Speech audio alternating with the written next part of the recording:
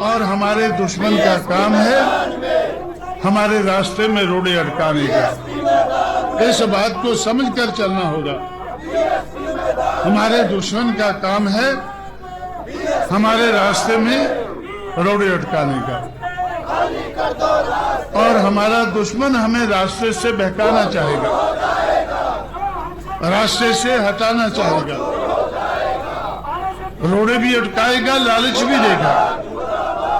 जैसे मायावती को 6 महीने के लिए मुख्यमंत्री बनाने का तय हुआ, मुझे जब 6 महीने पूरे होने वाले थे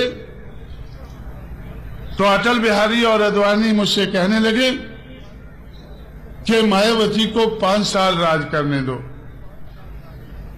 मैंने उनसे पूछा कि इस मेहरबानी का कारण क्या है? हम तो 6 महीने के लिए तय किया था, आप 5 साल क्यों दे रहे हैं? उन्होंने कहा कि हमें ऐसा लगता है कि बहुजन समाज पार्टी अगर भारतीय जनता पार्टी के साथ मिलकर चुनाव लड़ती है तो हम पार्लियामेंट में 300 से ज्यादा लोकसभा के मेंबर चुनकर ला सकते हैं। आप हमारे साथ मिलकर केंद्र की सरकार को चलाएं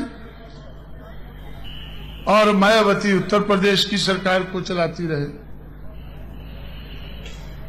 मैंने उनसे कहा कि भाई, आपका लक्ष्य तो मुझे मालूम है, आप इस देश में हिंदुवता का बोलबाला करना चाहते हैं या नहीं चाहते हैं? पता नहीं आप चाहते हैं नहीं चाहते हैं, लेकिन हल्ला तो किया हुआ है कि हिंदुवता हमें उसका बोलबाला करना है। और मैं समझता हूं कि हिंदुवता जो आप कहते हैं वो मनुवाद का दूसरा नाम है। मनुवादी समाज व्यवस्था को आप टिकाए रखना चाहते हैं। मनुवादी समाज व्यवस्था को कांग्रेस भी टिकाए रखना चाहती थी, लेकिन बगैर बोले हुए।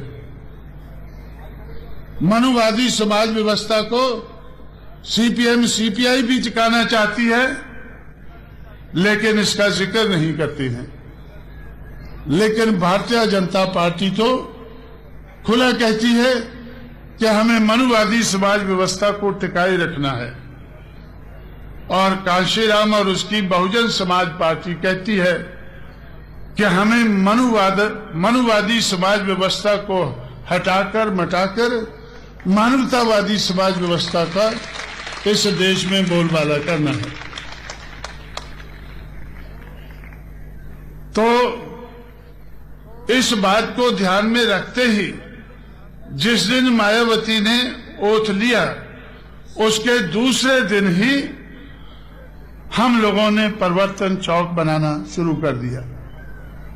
हम परिवर्तन चाहते हैं और आप स्टेटस को चाहते हैं। मैं समझता हूं कि स्टेटस को और चेंज, ये दोनों साथ साथ नहीं चल सकते हैं। अगर स्टेटस को रहता है तो बदलाव नहीं होता है, अगर बदलाव होता है तो स्टेटस को नहीं रहता है। अगर स्टेटस को और चेंज ये दोनों साथ साथ नहीं चल सकते हैं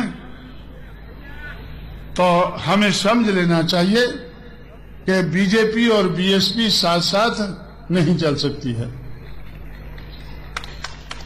ये बात सही है कि बीजेपी हमारे लोगों का वोट हथियाकर, खरीद करके, लूट करके अपनी पार्टी को मजबूत करती है। हम भी आपका सहयोग लेकर अपने आप को मजबूत कर सकते हैं, हमें कोई ऐतराज नहीं है। लेकिन अपने आप को मजबूत करके हम अपना एजेंडा पूरा करना चाहते हैं। हमारे सामने एजेंडा है चेंज का, बदलाव का, परिवर्तन का। अगर हम अपना एजेंडा लागू नहीं कर सकते हैं